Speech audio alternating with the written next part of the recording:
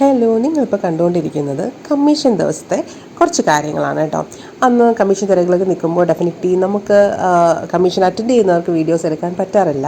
ഇത് ഞങ്ങളെ ജൂനിയേഴ്സ് എടുത്ത് അയച്ചു തന്നതാണ്. വളരെ ബ്യൂട്ടിഫുൾ ആയിട്ടുള്ള കുറച്ച് ക്ലിപ്സാണ്. ഞങ്ങൾ ടെൻഷനിൽ നിൽക്കുമ്പോൾ ഉള്ള കുറച്ച് ക്ലിപ്സും പ്രിപ്പറേഷൻസും ഒക്കെയാണ് കേട്ടോ.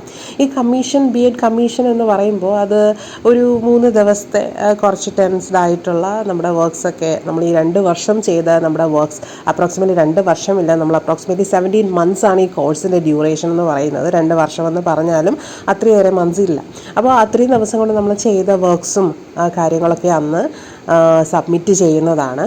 അപ്പോൾ ഞങ്ങൾ ക്ലാസ് എടുക്കുന്നുണ്ട്, കുട്ടികൾക്ക് ഒരു LP ബേസിൽ ക്ലാസ് എടുക്കുന്നുണ്ട്. എന്നെ സംബന്ധിച്ചിടത്തോളം ഈ ഒരു കോഴ്സ് എന്ന് പറയുന്നത് ഞാനൊരു 8 years ബ്രേക്കിന് ശേഷം ഞാൻ ചെയ്യുന്നൊരു കോഴ്സാണ് കേട്ടോ. നിങ്ങൾ എല്ലാവരും കേട്ടിട്ടുണ്ടല്ലോ, നമുക്കൊരാഗ്രഹം ഉണ്ടെങ്കിൽ അത് സാധിച്ചു തരാൻ ഈ ലോകം ഫുൾ നമ്മുടെ കൂടെ ഉണ്ടായിരിക്കും. അത് തന്നെയാണ് എനിക്കിവിടെ സംഭവിച്ചതും. ഒരു ഐഡിയയും ഇല്ലാതെ വന്ന് ജോയിൻ ചെയ്ത എനിക്ക് ആ ലോകം തന്നെ, ആ ഒരു കോളേജ് തന്നെ, അവിടെയുള്ള എല്ലാവരും തന്നെ വളരെ സപ്പോർട്ടിംഗ് ആയിട്ട് എൻ്റെ കൂടെ നിന്നു ഈ ഒരു കോഴ്സ് സക്സസ്ഫുള്ളി കംപ്ലീറ്റ് ചെയ്യാനായിട്ട്.